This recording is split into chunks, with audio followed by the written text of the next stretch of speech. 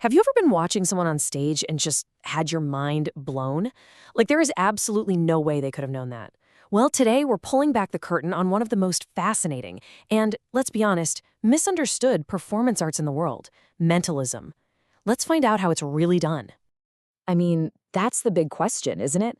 The idea that someone could just reach into your head and pull out a thought, a name, a secret memory. Is it some kind of supernatural gift, or is there something else going on entirely? We are definitely about to find out.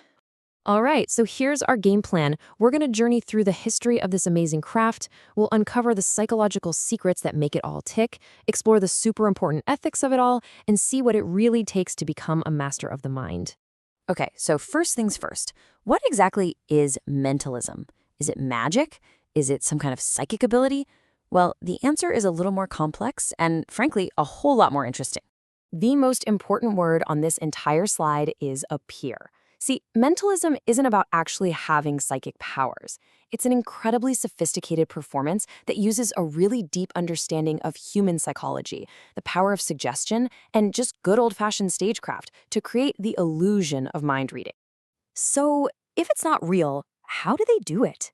How do they create those moments that leave us absolutely speechless? Let's get into the nitty-gritty of how these mentalists create such astonishing effects. This right here nails the core difference. Think about it. When you see a traditional magician, you're left asking, how did you do that? But with a mentalist, the question that's burning in your mind is, how did you know that? One is tricking your eyes. The other is playing directly with your mind. It's magic for the brain. So this is basically the mentalist's secret toolbox.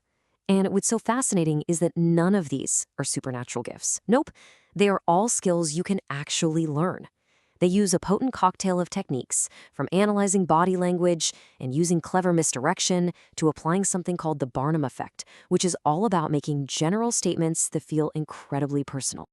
Ah, cold reading. This is an absolute cornerstone of the art.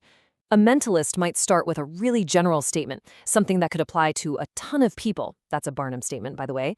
Then they watch you like a hawk.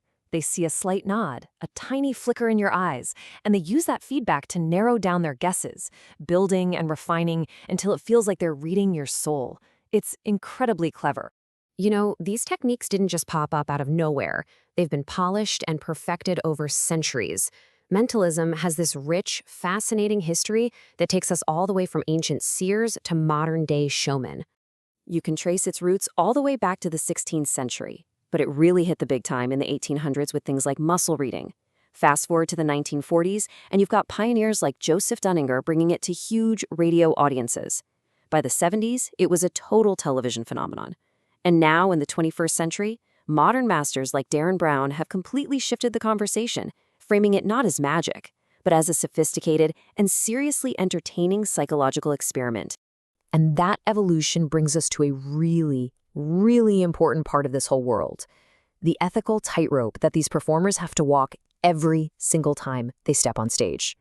Right? I mean, when you're playing around with people's innermost thoughts and their beliefs, there's a super fine line between creating a sense of wonder and, well, just exploiting their trust.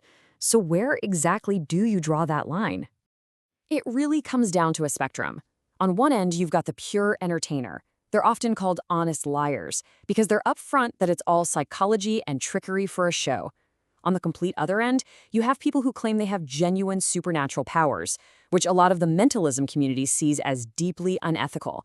And now there's even this new category, the corporate mentalist, who uses these same skills to help out in the business world. This gets to the heart of what responsible mentalism is all about. It's this idea of the beautiful lie. The audience and the performer kind of make an unspoken agreement to suspend disbelief, just for a moment, to experience wonder. The goal isn't to fool people, but to work together to create an experience that celebrates just how amazing and mysterious the human mind can be. Okay, so we've demystified the how, and we've talked about the why. But what about the who? What does it actually take to develop these mind-bending skills? First off, forget any idea that this is some kind of gift you're born with. It's not. Becoming a mentalist is a discipline that requires intense, rigorous dedication. It all starts with deep study, psychology, human behavior, classic texts. Then comes obsessive people watching to sharpen those observational skills. After that, it's just relentless practice of the core techniques, and finally, the trial by fire, getting in front of a real live audience. And we're not talking about a weekend workshop here. To get even remotely good at the skills we just talked about, most sources say it takes at least 2 to 3 years of daily, dedicated practice. It's a huge testament to how complex and demanding this art form really is. So after going through the definition, the methods, the history, and the ethics, what's the ultimate takeaway? What's the final reveal of the art of mentalism? Well, here it is. The final reveal is that a mentalist's true power isn't some paranormal ability. It's an expert-level understanding of all of us, our biases, our patterns of thinking, and that deep-down desire we all have to believe in something extraordinary. You know, I think this quote just sums it up perfectly. A magician makes you feel like you just saw the impossible. But a great mentalist, they give you that thrilling, chilling feeling that you just witnessed someone know the unknowable. And that really leaves us with one last big thought to chew on. Mentalism shows us just how easily our perceptions can be guided, shaped, and sometimes flat out manipulated. It really makes you wonder, if our view of a performance can be so expertly crafted, what does that say about the rest of our reality?